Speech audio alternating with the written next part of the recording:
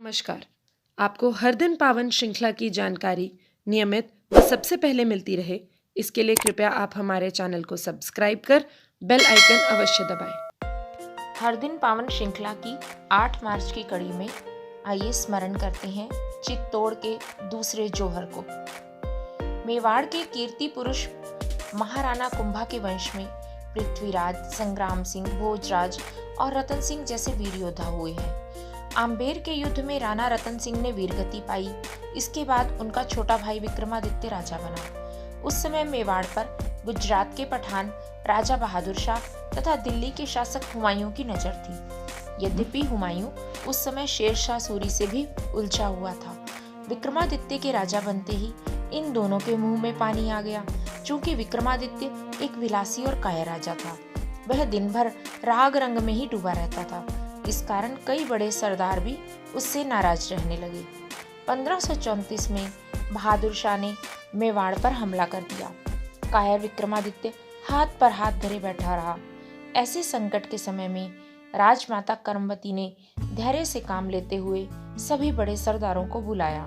उन्होंने सिसोदिया कुल के सम्मान की बात कहकर सबको मेवाड़ की रक्षा के लिए तैयार कर लिया। सबको युद्ध के लिए तत्पर देखकर विक्रमादित्य को भी मैदान में उतरना पड़ा। मेवाड़ी वीरों का शौर्य, उत्साह और बलिदान की भावना तो अनुपम थी, पर दूसरी ओर बहादुर शाह के पास पुर्तगाली तोपखाना था। युद्ध प्रारंभ होते ही तोपों की मार से चित्तौड़ दुर्ग की दीवारें गिरने लगी तथा बड़ी संख्या में हिंदू वीर हताहत होने लगे। यह देखकर विक्रमादित्य मैदान से भाग खड़ा हुआ। इस युद्ध के बारे में एक भ्रम फैलाया गया है कि करमवती ने हुमायूं को राखी भेजकर सहायता मांगी थी तथा हुमायूं यह संदेश पाकर मेवाड़ की ओर चल दिया, पर उसके पहुंचने से पहले ही युद्ध समाप्त हो गया।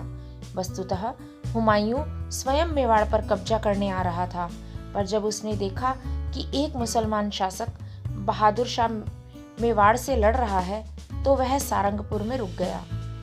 उधर विक्रमादित्य के भागने के बाद चित्तौड़ में जौहर की तैयारी होने लगी, पर उसकी पत्नी जवाहर बाई सच्ची क्षत्राणी थी। अपने सम्मान के साथ उन्हें देश के सम्मान की भी चिंता थी।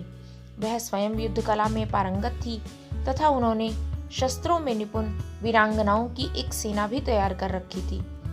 जब राजमाता करमवती ने जौहर की बात कही, तो जवाहर बाई ने दुर्ग में एकत्रित वीरांगनाओं को ललकारते हुए कहा कि जौहर से नारी धर्म का पालन तो होगा, पर देश की रक्षा नहीं होगी। इसलिए यदि मरना है तो शत्रुओं को मारकर मरना उचित है। सबने हर हर महादेव का उद्घोष कर इसे स्वीकृति दे दी। इससे पुरुषों में भी जोश आ गया। सब वीर और वीरांगनाओं ने केसरिया बाना पहना और किले के फाटक खोलकर जवाहर बाई के नेतृत्व में शत्रुओं पर टूट पड़े।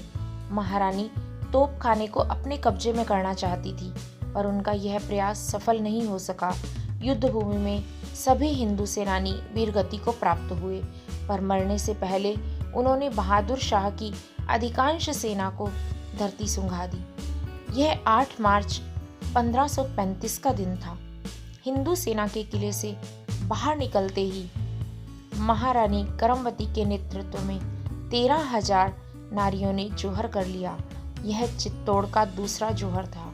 बहादुर शाह का चित्तौड़ पर अधिकार हो गया, पर वापसी के समय मंदसौर में हुमायूं ने उसे घेर लिया। बहादुर शाह किसी तरह जान बचाकर मांडू भाग गया। इन दोनों विदेशी हमलावरों के संघर्ष का लाभ उठाकर हिंदू वीरों ने चित्तौड़ को फिर से मुक्त करा लिया। यदि आपको हर दिन पावन की यह जानकारी अच्छी लगी तो कृपया इसे लाइक कर शेयर अवश्य करें। भारत माता की जय।